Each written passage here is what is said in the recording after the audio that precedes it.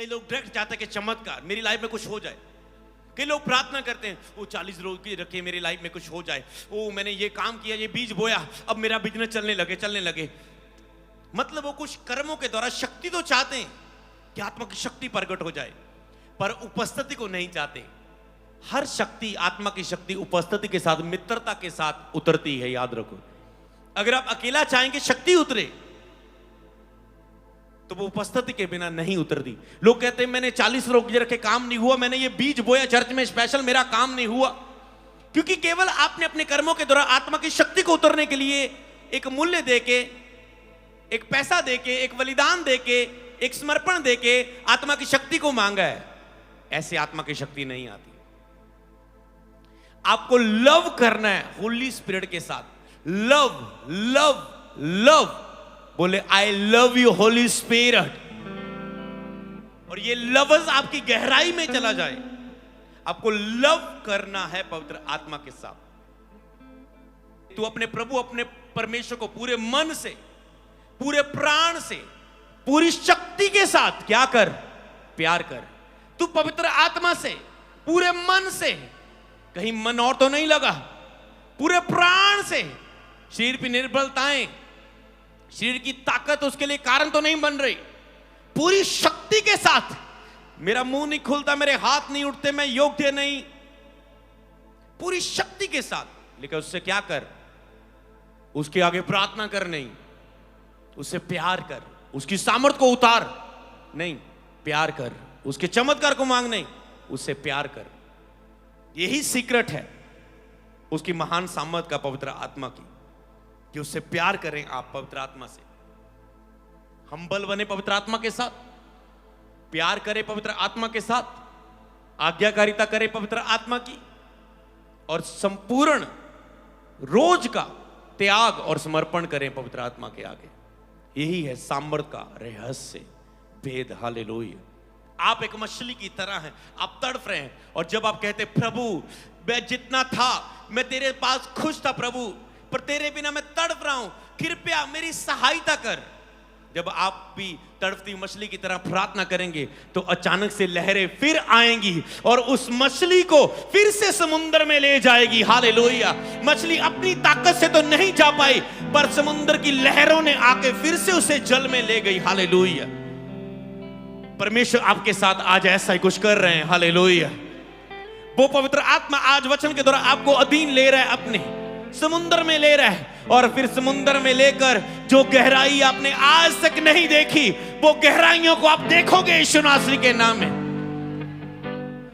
जैसे इंसान को पता है पानी के बिना आपका जीवन नहीं है, हवा के बिना आपका जीवन नहीं है, तो आपको यह भी समझना है कि पवित्र आत्मा के बिना जब आपने बपतिस्मा ले लिया है तो आपका जीवन नहीं है। Come back in Jesus name. वापस आ जाओ पवित्र आत्मा की अधीनगी में, क्योंकि उसके बिना समय की बर्बादी है, आपका जीवन नहीं है। हालेलुया। आंखों को बंद करके आज के वचन के लिए प्रार्थना करो। बोलो परमेश्वर आज का वचन मुझे बल दे, मुझे ताकत दे, मुझे सामर्थ दे, मेरे विश्वास को बढ़ाए, मुझे शुद्ध करे, मुझे पवित्र करे, तेरी आत्मा के अधीन करे और 100 गुना फल लेके आए। मांगते हैं यीशु के नाम में। बोले आमेन, आमेन, आमेन। निर्गमन की किताब खोलेंगे, उसका 33 अध्याय, 3 वचन आज मैं आपको दूंगा, पहले आप उसे नोट कर सकते हैं। निर्गमन 33 की 15, 17, 18 और 11 आयत। मत्ती की किताब उसका 5 अध्याय, उसकी 6 आयत, और यूहन्ना की किताब उसका 6 अध्याय, उसकी 63 आयत। 63, यूहन्ना 6 की 63। ओके, इन 3 वचनों को आप वचन को सुनते सुनते साथ में पढ़ेंगे, आप उसे सीखेंगे और आज के वचन को अपनी आत्मा में ग्रहण करेंगे, ना कि अपने कानों में, ना कि भी अपने दिमाग में, बल्कि आप उसे अपनी आत्मा में ग्रहण करेंगे। सरमन का टॉपिक आपके सामने रहेगा, आप उसे लिख सकते हैं। पवित्र आत्मा की चाहत के द्वारा पवित्र आत्मा के अधीन होना।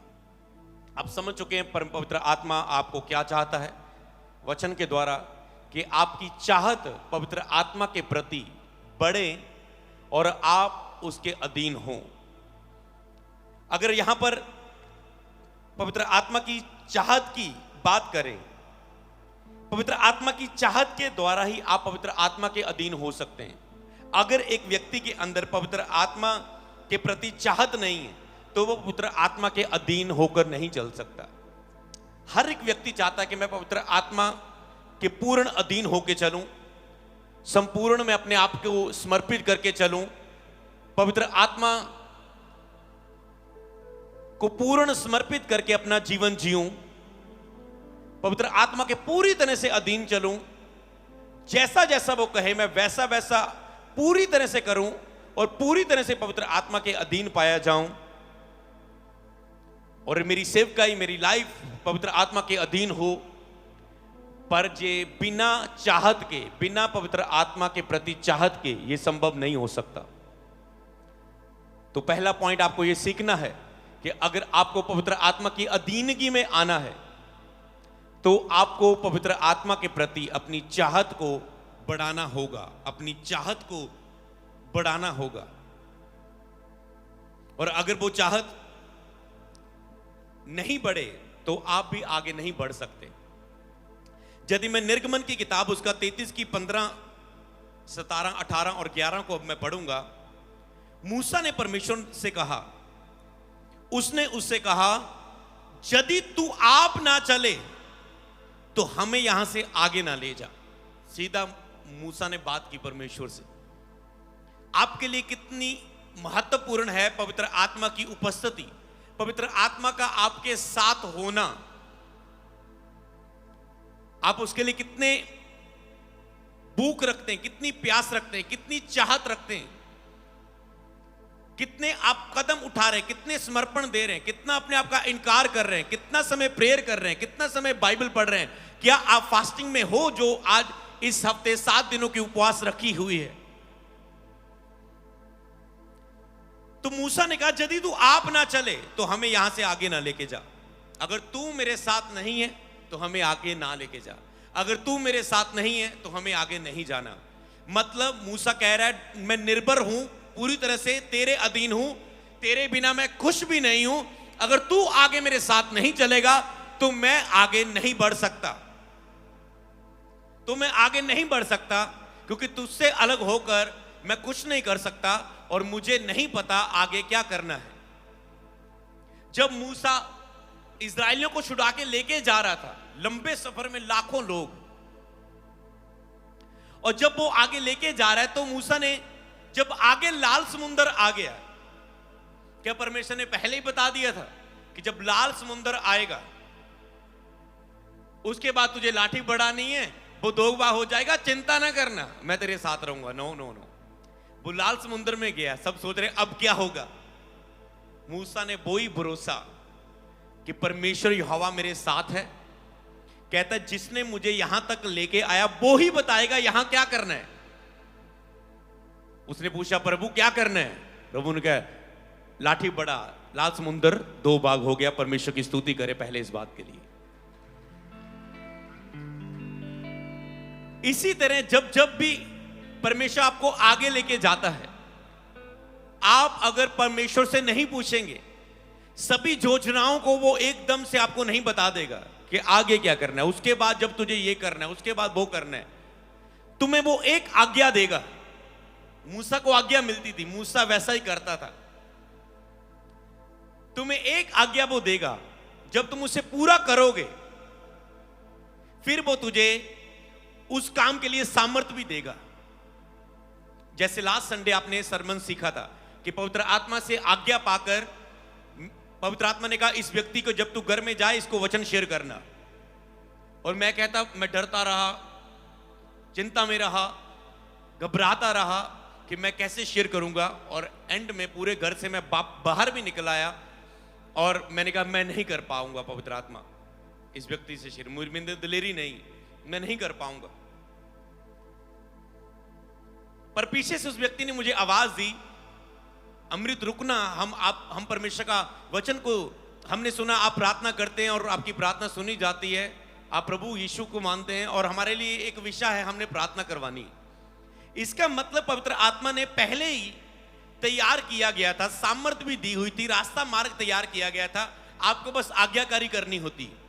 आज्ञाकारी में इतनी सामर्थ्य है, जब आप पवित्र आत्मा की आज्ञाकारिता करें, चाहत के बिना अधीनगी नहीं है पवित्र आत्मा की, और अधीनगी के बिना आज्ञाकारिता नहीं है, और आज्ञाकारिता के बिना सामर्थ्य नहीं है, आशीष नहीं है, बढ़ोतरी नहीं है। तो सबसे पहले आपको उसके अधीन होना है, चाहत रखनी है, अधीन होना है, फिर आज्ञा को पाना है। और जितने भी लोगों ने पवित्र आत्मा की आज्ञा को माना, हमेशा पवित्र आत्मा ने उन्हें आगे का काम सौंपा और नेक्स्ट लेवल उनकी लाइफ में दिया। इसीलिए जब आज्ञा नहीं मानेगी तो अब समझ आया ओके कि नहीं पवित्र मुझे माननी चाहिए थी। उस समय सबक ये सीख लिया था कि जब आत्मा कहे तो उसे आज्ञा माननी। कई बार आज्ञा क्यों नहीं मानी जाती? क्योंकि आप पवित्र आत्मा की आवाज को प्राप्त करते हैं, उसके बाद और आवाजें आपको रोकना शुरू कर देती है। आपकी अपनी आवाज ही सबसे अधिक अपने मन की रक्षा कर, आपका मन आपको धोखा देना शुरू कर देता। लोग क्या कहेंगे, ये कैसे होगा, वो कैसे होगा, होगा या नहीं होगा, कैसे होगा, किस रीति से हुआ, अगर ना हुआ तो तेरे पास समय नहीं है, तू योग्य नहीं है, तू ताकतवर नहीं है, तू प्रेयरलेस है, तेरे पास वचन नहीं है, तेरे पास ये नहीं है। तो कुछ भी आपके हालात के हिसाब से, तेरे पास पैसा कहां से आएगा, तू कैसे जाएगा वहां पर, इंतजाम नहीं होगा, नहीं तो कैंसिल कर दे उस मीटिंग में जाना, तेरे पास तो पैसा नहीं है। तो जो भी आप जिस भी हालात का सामना करते हैं, जब भी आपको पवित्र आत्मा की आवाज आती है, बहुत सी आवाजें आपके विरोध में आती। अब पॉइंट क्या है, जब आप उन आवाजों को सुनने लग जाते हैं, वो पवित्र आत्मा की आवाज को दबा देते हैं। लास्ट आपने सीखा था, अगर आप देरी करेंगे पवित्र आत्मा की आवाज के लिए, इंतजार करेंगे, देरी दीवार को खड़ा कर देगा। इंतजार उस आवाज के लिए बड़ी मुश्किल कर देगा उसे, और देरी करेंगे तो आपके अंदर डर पैदा हो जाएगा जो उस कार्य को करने से आपको रोक देगा। जैसे जोना नबी को रुक गया, वो कहता है वहां तो मुझे मार देंगे, काट देंगे, गाड़ देंगे, वो तो लोग ऐसे, मैं नहीं वहां पर प्रचार करूंगा। उसने डर को समय दिया, जगह दी, उसके डिसीजन पक्के नहीं थे, समर्पित नहीं था। खास करके जैसे आपने सीखा था कि पवित्र आत्मा को समर्पण करना, समर्पित करना एक बार का कार्य नहीं, इसे बार रोज अपने आप का त्याग करना होगा पवित्र आत्मा की अधीनगी के लिए। रोज के त्याग के द्वारा ही समर्पण पूरा होता है। समर्पण एक बार का काम नहीं है। कई बार आप पवित्र आत्मा की आवाज आपको मिलती है और आप एक बार के लिए समर्पण करते हैं, हाँ पवित्र आत्मा मैं तैयार हूं, पर वो योजना महीने की होती है, 6 महीने की होती है, सालों की होती है। तो क्या होता है कि जब आप आत्मा से परिपूर्ण होते हैं, आप कहते हैं मैं तैयार हूं, आप कहते हैं मैंने ये विश्वास से मान लिया है, मैंने इस विश्वास से ग्रहण कर लिया है। पर जब उसमें महीने होते हैं, सालों होते हैं, तो आप भटका दिए जाते हैं। आपकी सामर्थ्य कम होने के कारण, लगातार त्याग ना होने के कारण, आप उस स्थान पर आ जाते हैं जहां पर आप कहेंगे ना मुझसे नहीं हो सकता।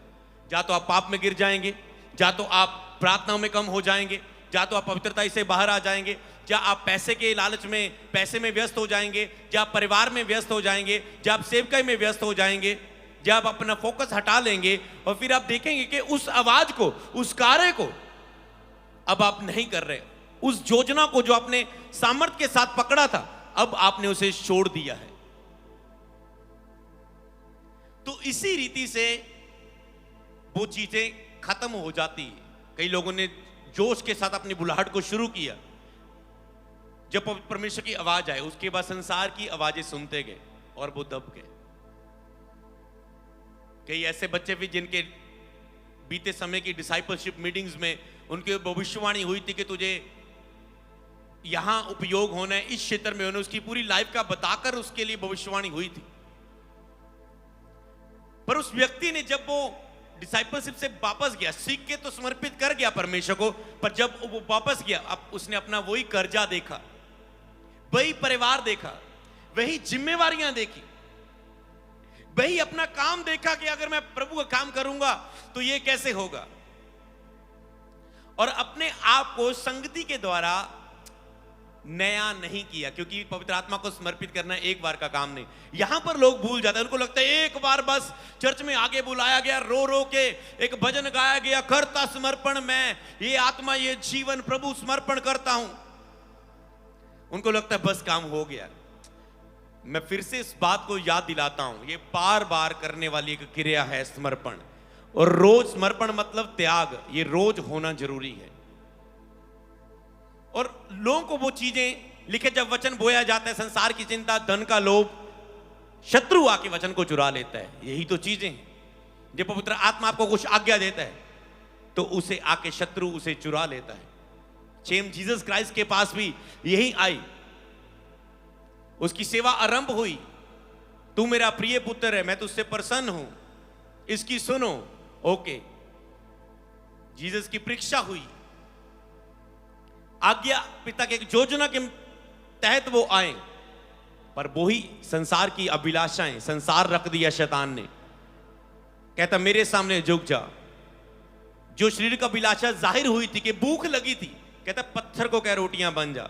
मतलब जो सब कुछ फील हो रहा था जीसस को, जो माहौल था, शैतान देखता है किस माहौल में आपके सामने क्या रखना है, वो योजनाएं तैयार करता है, वो आपके लिए लोगों की बातें तैयार रखता है, किसने तुझे ये कहा, ये कहा, ये कहा, फिर वो पूरी बातों को डिजाइन करके आपके माइंड में फिट करता है। सही टाइम पर, राइट टाइम पर, जब आपको गिराना होता है, कमजोर करना होता है, रोकना होता है किसी कार्य के लिए, और वो फिर वो बोलता है देख ये बातें, ये देख उसने ये कहा, उसने ये कहा, उसने ये बोला, उसने ऐसा, उस ये वो दो,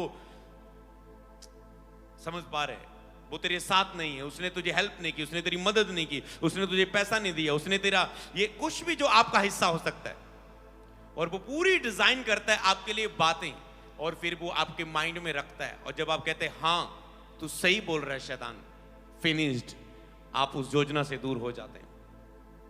और इसीलिए आपको आज के वचन को ध्यान से समझना जरूरी है कि आप निरंतर पवित्र आत्मा की अधीनगी में आ सकें। तो आप सीख रहे हैं कि पवित्र आत्मा के लिए चाहत, सबसे पहले आप सीख चुके हैं कि अब पवित्र आत्मा आपको आगे के लिए तब बताता है जब आप पहले कार्य को पूरा करते हैं। वो आपको अगली भविष्यवाणी तब बताता है जब आप एक व्यक्ति के लिए एक भविष्यवाणी दे देते हैं, जब आप एक भविष्यवाणी जो आपके अंदर आई आप घोषणा कर देते हैं, आप शक नहीं करते, आप आत्मा की आवाज को समझ के मानते हैं, तो वो आपको अगली भविष्यवाणी देगा। अगर आप एक भविष्यवाणी के लिए, वचन के लिए, घोषणा के लिए आज्ञाकारिता नहीं करेंगे तो वो आपको अगली नहीं देगा। आप इन सब बातों को सीख चुके हैं। अब हम उसी पॉइंट से आगे बढ़ेंगे। ये हिस्से आपको बता रहे हैं कि कितना जरूरी है पवित्र आत्मा के अधीन होना, और बार बार त्याग करना, और बार बार पवित्र आत्मा की अगुवाई को, आज्ञा को, योजना को सुनते जाना। हालेलुया। लिखा है नंबर लोगों को अपना मार्ग दिखलाएगा। इसका मतलब पवित्र आत्मा कुछ चाहता है, कुछ पे करना होगा कि वो अपना मार्ग आपको दिखाए, कुछ फॉलो करना होगा। आपको नंबर बनना होगा, आपको होलीनेस में रहना होगा, आपको प्रार्थना वचन में रहना होगा।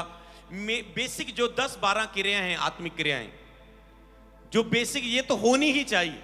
उसके बाद है कि आप कितना ज्यादा करते हैं, वो उतना ज्यादा आपके लाइफ में कार्य करेगा। पर जो 10-12 आत्मिक क्रियाएं हैं इंपॉर्टेंट, वो तो होनी ही चाहिए आपकी लाइफ में, जिसके लिए पवित्र आत्मा कहता है मैं हाँ अगुवाई करूंगा। अब उन पॉइंट टू पॉइंट आप उन बातों को आगे प्राप्त करेंगे और सीखेंगे कि अगर आत्मा के अधीन नहीं हो सकते अगर आपके अंदर आत्मा के लिए चाहत नहीं है। आप इस बात को सीख चुके हैं, आप समझ चुके हैं कि सच्चा समर्पण आपको कैसे करना है। सच्चा समर्पण तब तक आप नहीं कर सकते अपने जीवन में जब तक आपके अंदर उपस्थिति के लिए भूख नहीं है परमेश्वर की। सच्चा समर्पण तब आता है जब उपस्थिति के लिए भूख आती है। ये लिखना है आपको। सच्चा समर्पण तब होता है जब उपस्थिति के लिए भूख होती है। जब तक आपके अंदर उपस्थिति के लिए भूख नहीं है, प्यास नहीं है, आप सच्चा समर्पण जिसे पूरी तरह से होता है, जैसे पौलुस ने किया, जैसे अलीशा ने किया, जैसे यहोशू ने किया, जैसे अब्राहम ने किया कि मैं अपना पुत्र देता हूं, बलि देता हूं, अगर प्रभु तूने कहा। अगर आप उससे लव नहीं करते, मित्र की तरह प्रभु के साथ नहीं हो, आप सच्चा समर्पण नहीं दे सकते, बलिदान नहीं दे सकते। आप छोटी मोटी भेंटें दे सकते हैं, 10 रुपए का नोट दे सकते हैं, 50 रुपए का, 100 रुपए का नोट दे सकते हैं, बो सकते हैं, पर आप बड़े बड़े बड़े बलिदानी को नहीं दे सकते। आप छोटी फास्टिंग रख सकते हैं, पर बड़ी फास्टिंग को नहीं रख पाओगे आप। बड़े बलिदान की शुरुआत सच्चे समर्पण में होती है, और सच्चा समर्पण तब भी होता है जब आप उसकी उपस्थिति के साथ लव करते हैं, आपको उपस्थिति की भूख अपने अंदर आती है। हालेलुया, जोर से बोले एक बार हालेलुया। तो आपको आत्मा के प्रति सच्चा समर्पण करना है। कैसे? अपने अंदर भूख आपके अंदर कैसे बढ़ती है? वचन को सुनकर, पवित्र आत्मा के बारे में, संगति का, परमेश्वर के साथ संबंध का वचन सुनकर आपके अंदर भूख बढ़ती है। प्रार्थना का विषय सुनकर आपके अंदर भूख बढ़ती है। फास्टिंग रखकर आपके अंदर भूख बढ़ती है। बाइबल को बार बार पढ़ के आपके अंदर ये पवित्र आत्मा के प्रति आत्मिक भूख बढ़ती है। स्पिरिचुअल वर्शिप सॉन्ग को वर्शिप करने से, जैसे आज आपने आने से पहले वर्शिप कर रहे थे, वर्शिप करने से आपकी भूख बढ़ती है पवित्र आत्मा के साथ। जब आप वर्शिप के दौरान आपके लफ्ज निकलते हैं नए नए। नहीं तो आप प्रार्थना में आप सोचते कितने लफ्ज मैं बोलूं प्रभु के लिए, मैं क्या बोलूं उसकी महिमा के लिए, उसके साथ बातें करने के लिए। पर जब आप भजनों को लगाकर वर्शिप करते हैं, क्योंकि वर्शिप प्रार्थना का एक हिस्सा है, और जब आप उससे करते हैं तो आपको कितने लफ्ज मिलते हैं जिसके द्वारा प्रभु से बातें करती है, आपकी आत्मा ट्यून होती रहती है। आप कहते हैं मैं गिर ना जाऊं तुझ में बना रहूं, मैं पाप ना करूं तुझसे गिर ना जाऊं, मुझे बनाकर अपनी रख अपनी हुजूरी में, मुझे सामर्थ्य दे, मुझे ताकत दे, मुझे आत्मा से भर, मुझे बुद्धि दे, मुझे समझ दे। जो भी वचनों में वर्शिप सॉन्ग में आप गाते हैं वो आपकी प्रार्थना बनकर प्रभु के सामने जाती है और वो आपको मजबूत करती है।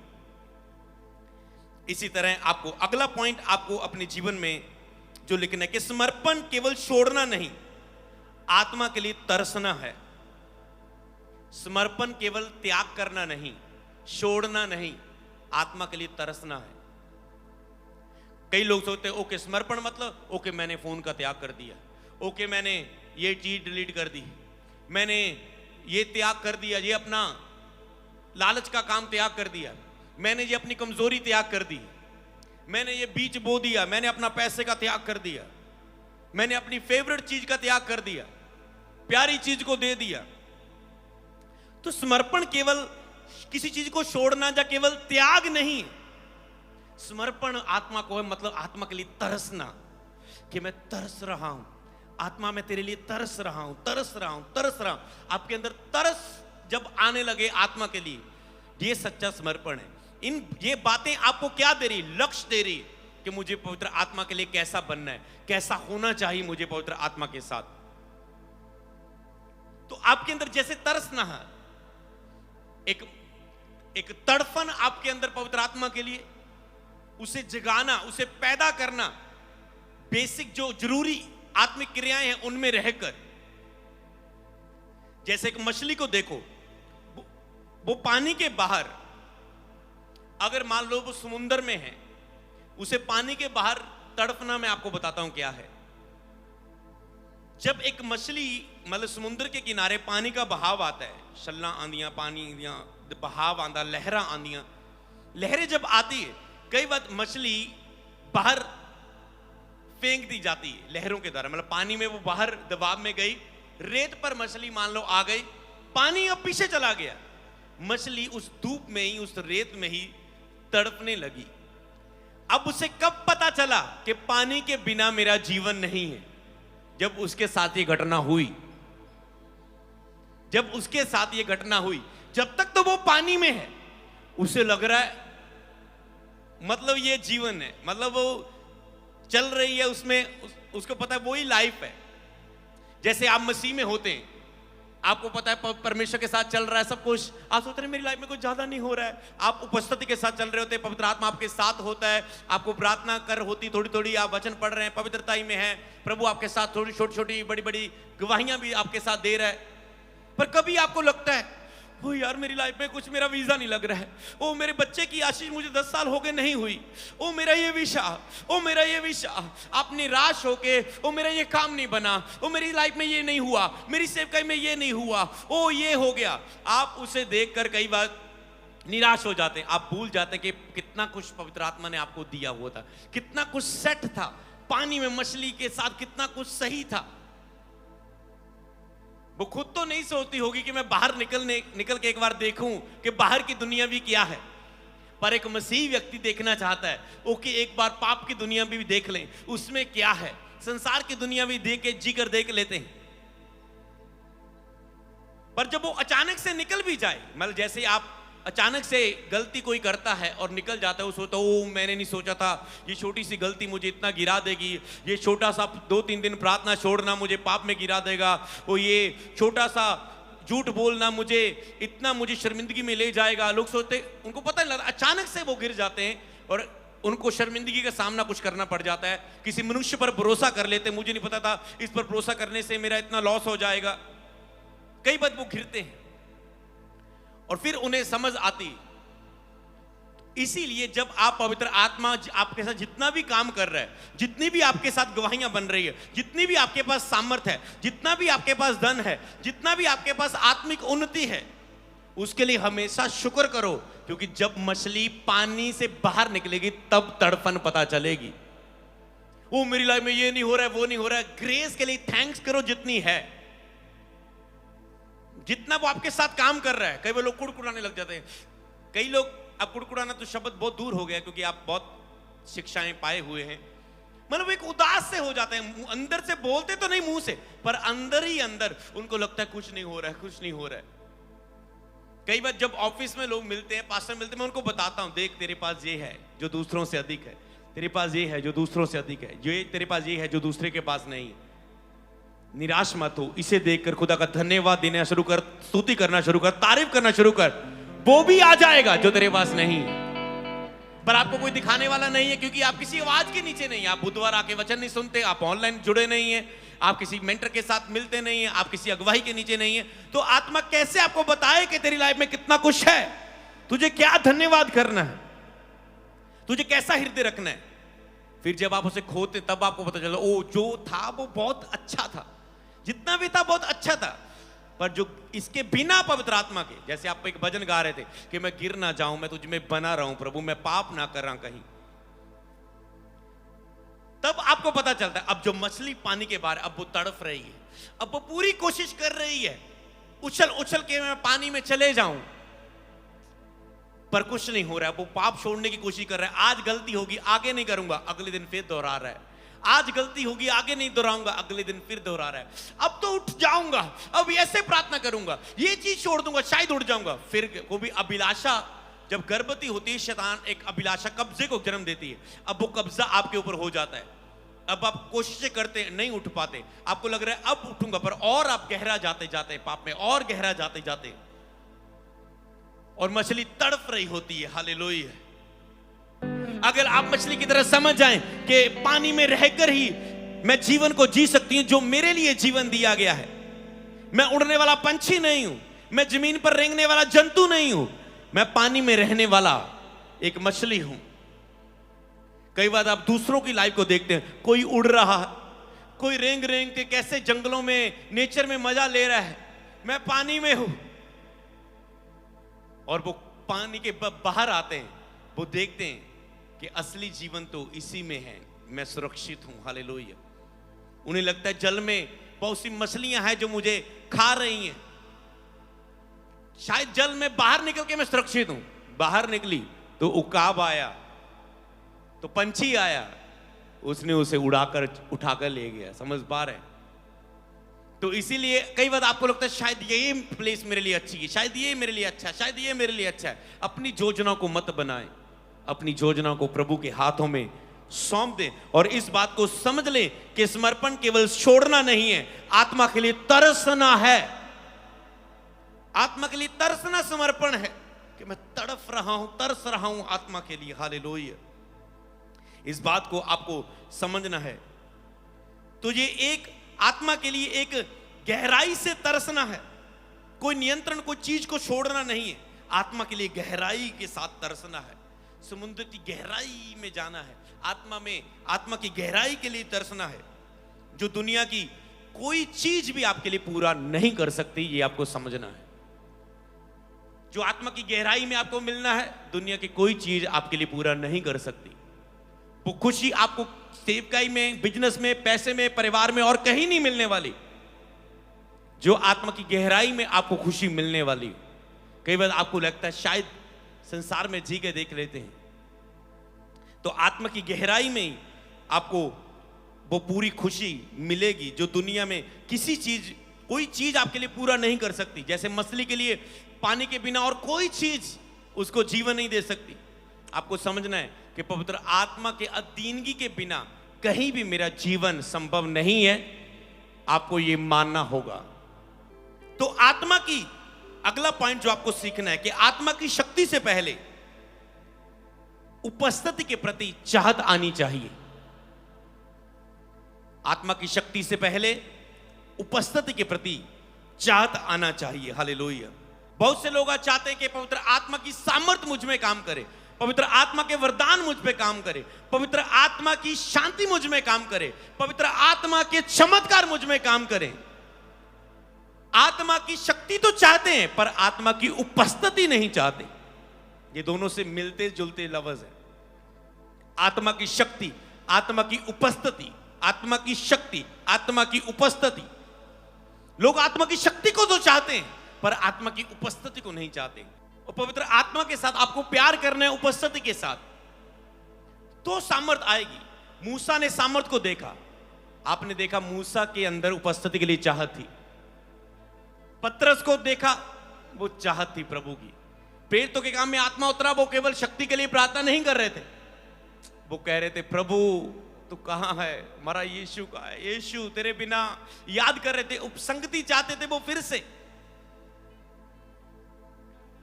सब हम देखेंगे वो उससे लव करते थे। पौलुस प्यार करता था प्रभु को। अब्राहम प्रभु का मित्र था, प्यार करता था। जिन्होंने भी सामर्थ को देखा वो लव करने वाले, प्यारे थे परमेश्वर के। अगर इसे वचन के द्वारा भी समझना चाहते हैं, इसे आगे पढ़ ले। जब मूसा ने कहा था, मूसा ने उससे कहा था 15 आयत में कि यदि तू आप ना चले तो हमें यहां से आगे ना ले जा, क्योंकि मैं तुझसे प्यार करता हूं प्रभु। अगर तू आप ना चले तो हमें आगे ना ले जा। यहोवा ने फिर मूसा से कहा मैं ये काम भी करूंगा जिसकी तूने चर्चा की है, क्योंकि मेरे अनुग्रह की दृष्टि तुझ पर है। कहता हां मैं ये काम भी करूंगा जिसकी तूने चर्चा की कि तू मेरे साथ हो तो हमें आगे ले चल। और तेरा नाम, क्योंकि मेरे अनुग्रह की दृष्टि तुझ पर है। ओके, प्रभु की अनुग्रह की दृष्टि मूसा पर क्यों थी? मूसा पर बहुतायत का अनुग्रह क्यों था? क्योंकि आगे लिखा है और तेरा नाम मेरे चित्त में बसा है। एंड में लिखा है, लास्ट लाइन। इसलिए उस पर अनुग्रह की दृष्टि थी। इस कारण वो कहता है ओके मैं तेरे साथ चलूंगा। तो आपको इस चीज को समझना है। उसने कहा तेरा नाम मेरे चित्त में बसा है, मतलब तू मूसा मुझे प्यार करता है, इसलिए मैं अनुग्रह की दृष्टि भी तुझ पर बनाए रखूंगा। और तेरे साथ, यदि तू साथ ना चले तो कहता है हां मैं हर जगह तेरे साथ चलूंगा। कि आप भी चाहते हैं वो आपके साथ चले? बस इतने के लोग, बस इतने, बस बस बस बस। अगर मुंह का अंगीकार नहीं कर पा रहे हो तो तुम बहुत कुछ मिस करते हो।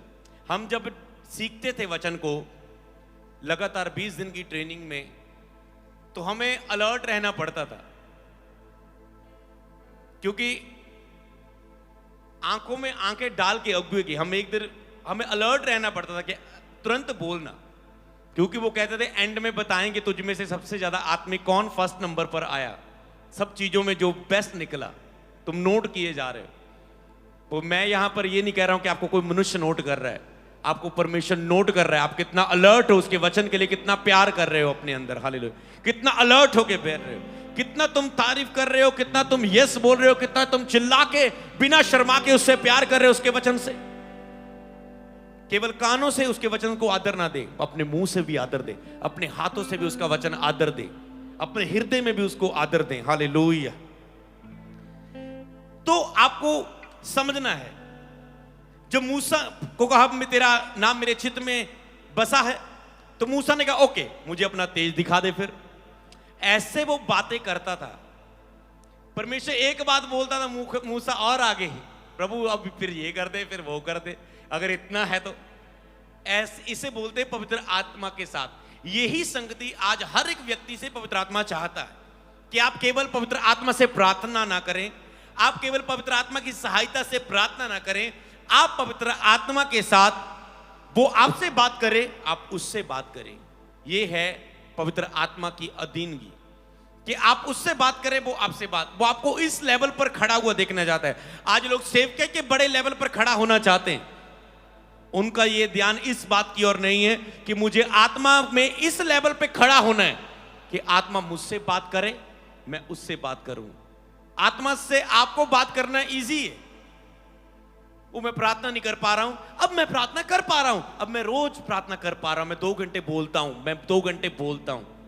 इससे ऊपरला लेवल भी, एक तो प्रार्थना ना करना, एक होता है अब मैं प्रार्थना कर पा रहा हूं, 2 घंटे मैं बोल पा रहा हूं। तीसरा लेवल आता है कि आप उससे बोल रहे हैं, वो आपसे बोल रहा है। पवित्र आत्मा ऐसा संबंध चाहता है कि आप तैयार हो, क्या आप तैयार हो, क्या आप तैयार हो?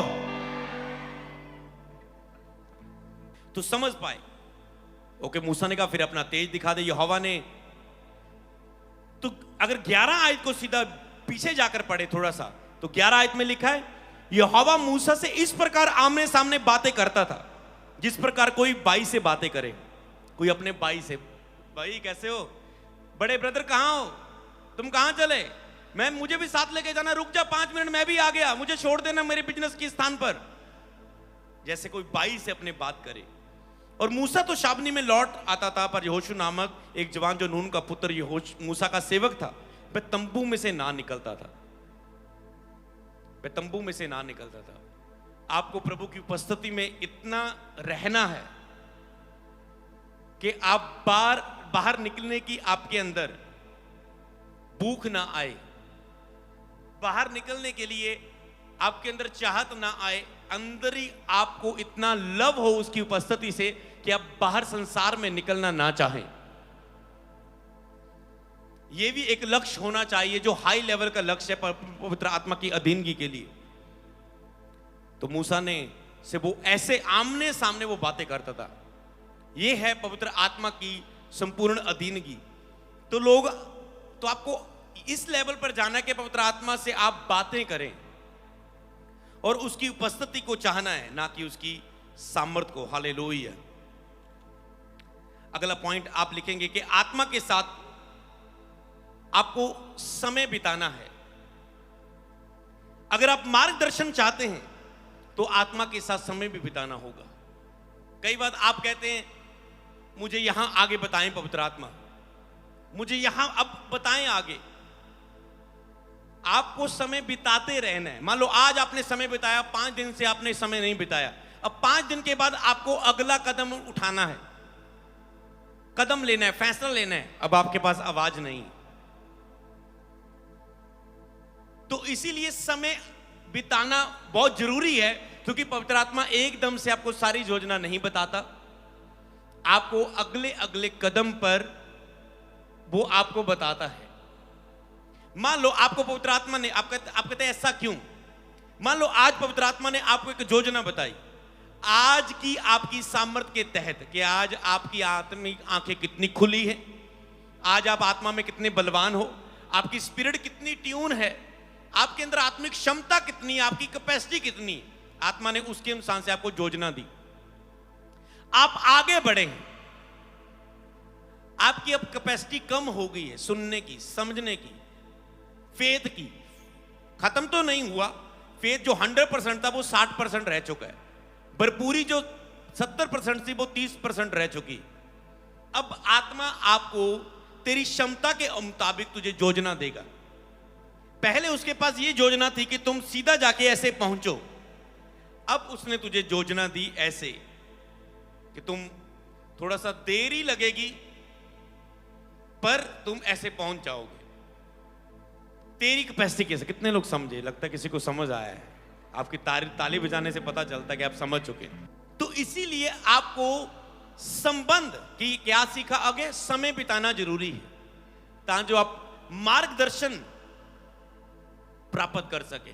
पर लोग मार्गदर्शन तो चाहते हैं पर समय नहीं बिताना चाहते पवित्र आत्मा के साथ। लोग कहते हैं मुझे बस गाइड करता जाए, आत्मा गाइड बताए बताए बताए, मेरी मैरिज, मेरा जॉब, मेरी लाइफ स्टैंड, मेरे सपने कैसे पूरे होंगे, मेरी सेवकाई कैसे बढ़ेगी, पर वो समय नहीं बिताना चाहते। हालेलुया।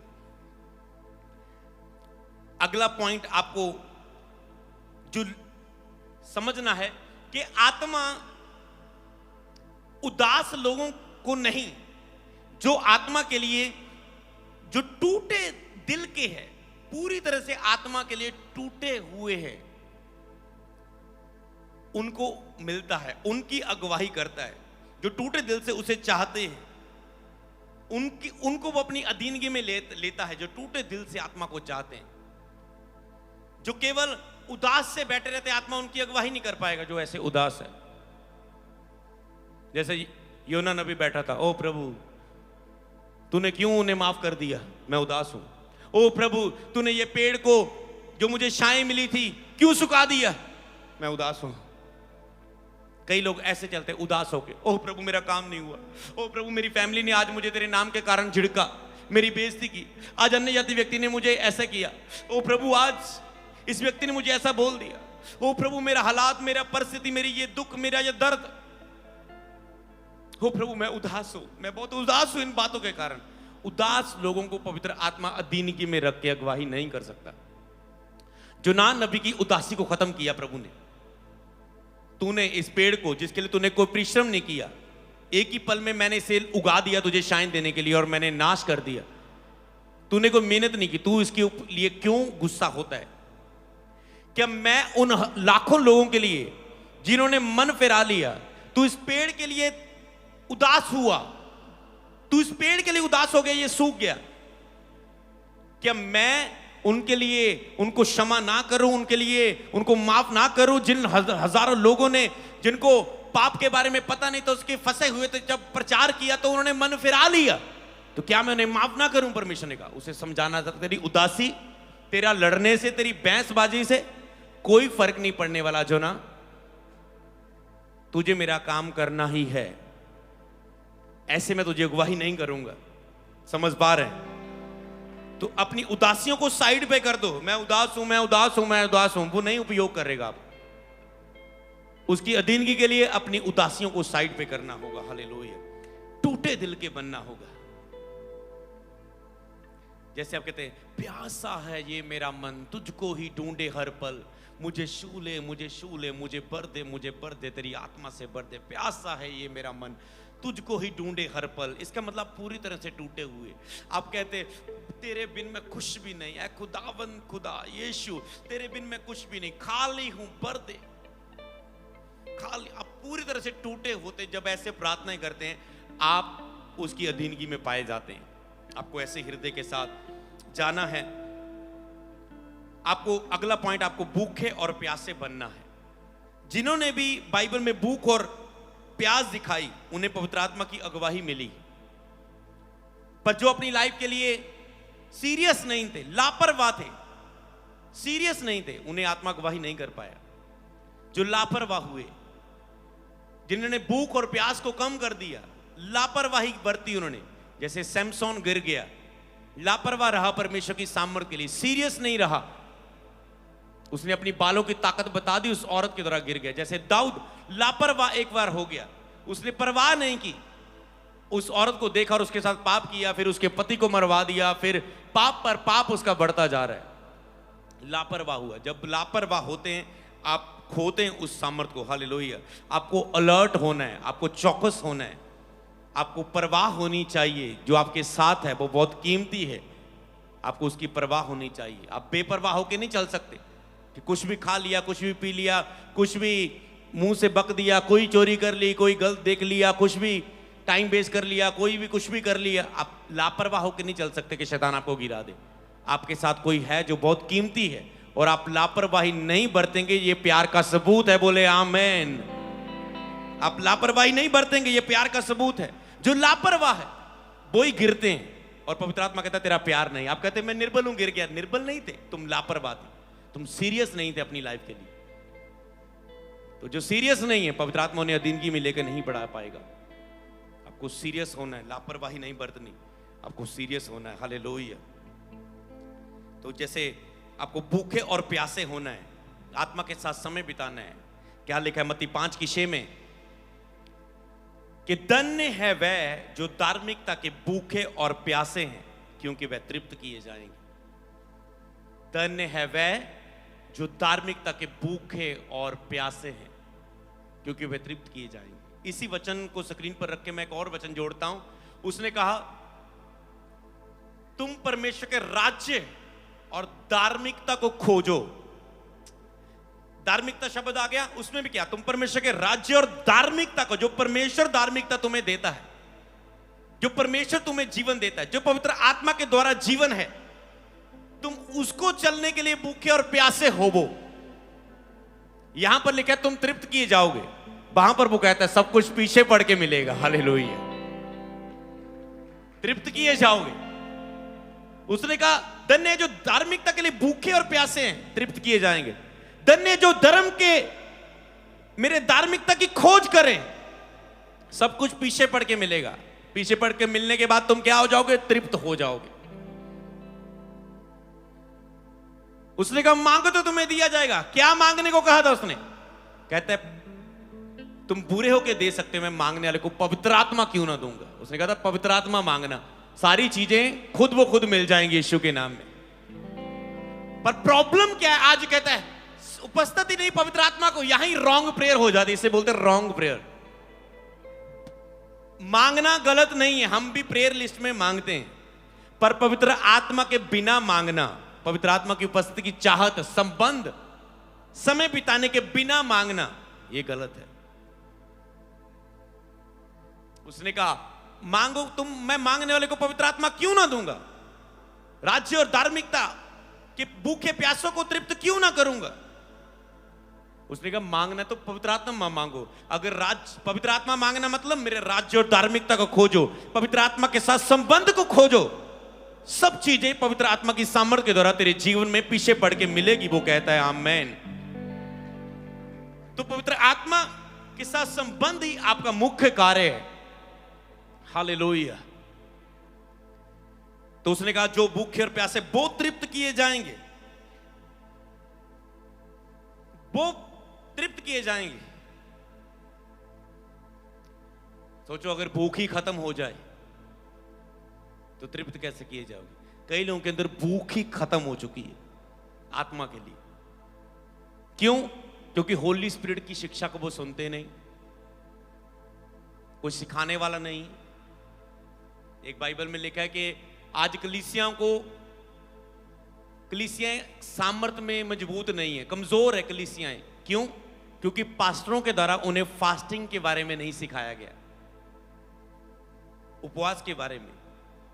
स्टडी बाइबल बताती कि कलीसियाओं को फास्टिंग के बारे में नहीं बताया जाता, उपवास रखने के बारे में। कमजोर कलीसियाएं हैं, मतलब वो चर्च तो आते हैं पर जो बाइबल में जीवन दिया गया है उसका फायदा अपने जिनमें नहीं ले रहे। शब्दों में तो है, वो सामर्थ्य के प्रकटीकरण को अपनी लाइफ में नहीं प्राप्त कर पा रहे, क्योंकि फास्टिंग का प्रीच कलीसिया में नहीं है। फास्टिंग का प्रीच क्यों नहीं है?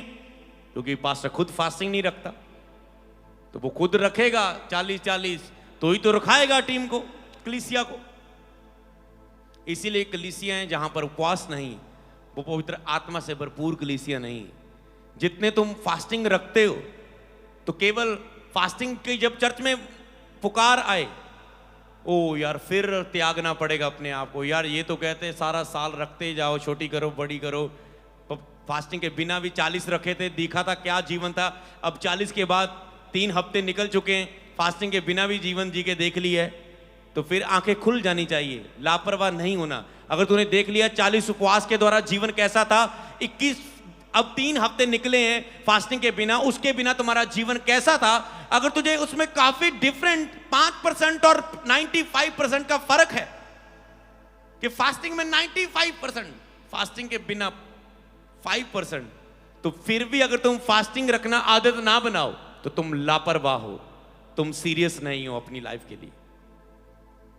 इसीलिए आपको इन चीजों को समझना है। 7 डे फास्टिंग प्रेयर चल रही है, डेली 1 घंटा अन्य भाषा की प्रार्थना की जा रही है। रिसीव करना है आपको उस संगति की प्रार्थना में, अन्य भाषा में प्रार्थना करनी, आत्मा में रिसीव करना है अपनी टेस्टमनी को, पवित्र आत्मा के साथ संगति को रिसीव करना है। जब आप अन्य भाषा में प्रार्थना करते हैं तो आपकी आत्मा परमेश्वर की आत्मा से बातें करती है। यही तो लेवल आप चाहते हैं ना। आज आपने सीखा था कि वो लेवल पर आना है प्रार्थना में जिसमें आप और वो आपसे बात करें। सबसे बड़ा हथियार है, तरीका है, एक विधि है अन्य भाषा की प्रार्थना, जिसमें आपकी आत्मा परमेश्वर की आत्मा से बातें करती है। आपकी आत्मा परमेश्वर की इच्छा के अनुसार प्रार्थना करती है। आपकी आत्मा उन्नति होती है कि ताकि वो पवित्र आत्मा से मिलकर प्रार्थना कर सके। तो इसलिए आपको ये जो आपने सरमन सीखा, अगर आपके अंदर भूख है तो पूरा खोल के, लास्ट ऑनलाइन हो तुम चर्च में हो, आज वो 1 घंटा अन्य भाषा में प्रार्थना और साथ में उस अपनी बस पवित्र आत्मा को मांगना, मुझे छू, मुझे भर। जितने भी आज ऑनलाइन में देख रहा हूं बहुत से लोग भर रहे हैं, बस आपको कहना है मैं और कुछ नहीं मांगता हूं, पवित्र आत्मा मैं तुझे चाहता हूं, मैं पवित्र आत्मा को मांगता हूं, सब चीजें मुझे पीछे पड़ के मिलेंगी। आप कहेंगे मेरा बिलीव है। मैं पवित्र आत्मा को आज मांगूंगा कि वो मुझे भरे। हालेलुया। और सब चीजें आप देखेंगे आपकी लाइफ में, आपकी गवाहियां आएंगी, आपकी टेस्टमनीज आएंगी। हालेलुया। तो जो भूखे और प्यासे, आज लोगों के अंदर आत्मा के लिए भूख ही नहीं है। भूख क्यों नहीं है? कब खत्म होती है? जब आपका मन, सिर्फ एक चीज, जब आपका मन संसार में व्यस्त हो जाता है, भूख खत्म हो जाती है। जब मन फोन में व्यस्त हो जाता है, परिवार में व्यस्त हो जाता है, अपने बिजनेस में, अपनी जॉब में, अपने सपनों को पूरा करने में व्यस्त हो जाता है, तो आपके अंदर पवित्र आत्मा की भूख खत्म हो जाती है। तो जहां भी आपका मन व्यस्त है, लेकिन सबसे अधिक मन की रक्षा कर और पवित्र आत्मा से प्यार कर। सबसे अधिक उसने क्या बोला? मन की रक्षा कर। सबसे बड़ी आज्ञा क्या है? प्रेम कर। परमेश्वर को प्रेम करने से एक ही चीज रोकती है, आपका मन। उसने कहा सबसे अधिक मन की रक्षा कर, सबसे बड़ी आज्ञा है प्रेम कर। प्रभु से प्रेम करने से आपको मन जो इधर उधर लगा है, व्यस्त है, उसे व्यस्तपन से हटाना होगा। व्यस्तपन से हटाना होगा। जब तक आपका मन इधर उधर बिजी है तो वो पवित्र, आप उससे पहले फ्री करना होगा और आपको फिर लगाना होगा। जा तो पहले पवित्र आत्मा की ओर लगाते जाएं, जहां से व्यस्त है उधर से हटाते जाएं। हालेलुया। आप मनोरंजन में बिजी हैं, आप बाहरी चीजों में बिजी हैं, आप फोन में बिजी हैं, खाने पीने में बिजी हैं, तो जगह ही कहां बची पवित्र आत्मा के लिए? जगह ही नहीं बची पवित्र आत्मा के लिए, क्योंकि मन बिजी है सब चीजों में। मन इधर उधर लगा है, आपका हृदय, आपकी आत्मा, आपका मन इधर उधर लगा है, वो बिजी है कामों में, चर्च में, बिजनेस में, जॉब में, पढ़ाई में, सपनों में, लाइफ में, परिवार में, मनोरंजन में, घूमने में, फिरने में, खाने में, पीने में, रील्स बनाने में, शॉर्ट्स बनाने में, वीडियो डालने में। संबंध के बिना कुछ भी है वो एक मूर्ति पूजा है। जो परमेश्वर के साथ संबंध के बिना, चाहे वो सेवा का काम क्यों ना, परमेश्वर के चाहत के बिना उसे करना, परमेश्वर के सामने एक मूर्ति बनाना है। हालेलुया। तो पवित्र आत्मा के लिए जगह तैयार करें, अपने मन को व्यस्त ना होने दे इधर उधर, उसे प्रभु को ढूंढना शुरू करें। आप उसे ढूंढे बिना समर्पण, उसमें डूबे बिना आप समर्पण नहीं कर सकते पूरी तरह से। आज आपको डूबना होगा पवित्र आत्मा में। पवित्र आत्मा में डूबे बिना आप उसे समर्पण नहीं कर सकते, उसमें तैर नहीं सकते। जब तक आप पवित्र आत्मा में डूबेंगे नहीं, आप पवित्र आत्मा में तैरते हुए आगे नहीं बढ़ सकते। अपने जीवन को तैरता, मछली का काम है मेन तैरना, वो एक जगह रुक के नहीं रह सकती। कह सकते हो आपको तो ही तैर पाएंगे अगर आप प्रभु में डूबे हुए हैं, पानी में हैं, आप अपनी सुरक्षित जगह में, पवित्र आत्मा में आप पाए जाते हैं। हालेलुया। पूरी तरह से आपको पुकारना है पवित्र आत्मा को कि तेरे बिना मैं कुछ भी नहीं हूं। जब तक आप इस लेवल पर नहीं आएंगे कि मैं तेरे बिना कुछ भी नहीं हूं पवित्र आत्मा, आज आपको यही समझकर प्रेयर करनी, मैं तेरे बिना कुछ नहीं, आज मैं तुझे खोजता हूं, आज मैं तेरी आत्मा से भरना चाहता हूं, पवित्र आत्मा मुझे भरे। हालेलुया। लास्ट अब वचन क्या कहता है यूहन्ना 6 की 63 अध्याय में? कहता है आत्मा तो जीवनदायक है पर शरीर से कुछ लाभ नहीं। जो बातें मैंने तुमसे कही हैं वह आत्मा है और जीवन भी है। कैसे कैसा कितना अच्छा लगता था जब यीशु बोलते थे इस वचन को। यीशु ने कहा, महसूस करके देखा था, यीशु ने सब बातें सिखाने के बाद, संसार से मित्रता, दुनियादारी और आत्मिकता सारा सिखाने के बाद यीशु ने कहा आत्मा तो जीवनदायक है, मान लो शरीर से कुछ लाभ नहीं। जो बातें मैंने तुमसे कही हैं वह आत्मा है और जीवन भी है। मतलब जो ये बातें हैं मैंने आपको बताई हैं पवित्र आत्मा के बारे में, यही आत्मा है और यही जीवन है।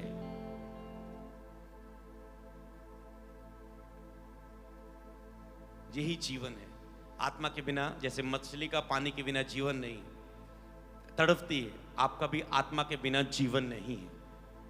कहता है जो मैंने तुम्हें बातें कही है, जो आज आपने बातें सीखी हैं, ये आत्मा है, ये पवित्र आत्मा की बातें हैं, ये होली स्पिरिट टीचिंग है,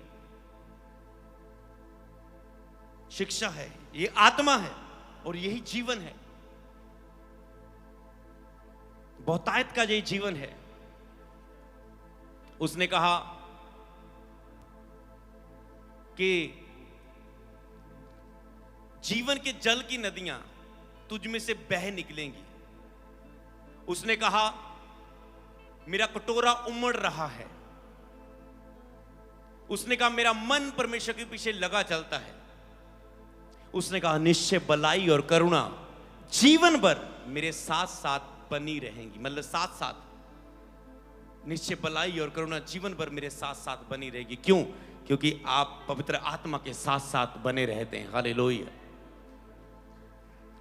जीवन भर निश्चय भलाई और करुणा, कभी कभी नहीं, महीने में 1-2 बार नहीं, जीवन भर मेरे साथ साथ बनी रहेगी भलाई और परमेश्वर की करुणा। जैसे मूसा कहा था तू आगे जाए तो मैं जाऊंगा, जीवन भर मेरे साथ साथ बनी रहेगी क्योंकि मैं पवित्र आत्मा में बना रहता हूं। हालेलुया। शरीर से कुछ लाभ नहीं, उसने बता दिया आत्मा जीवनदायक है, आत्मा में जीवन है। शरीर से कुछ भी लाभ नहीं। तो आत्मा क्या कहना चाहता है? शरीर के लिए इधर उधर व्यस्त होना बंद करो। आत्मा ही जीवन है, आत्मा ही जीवन है। बोले आमेन।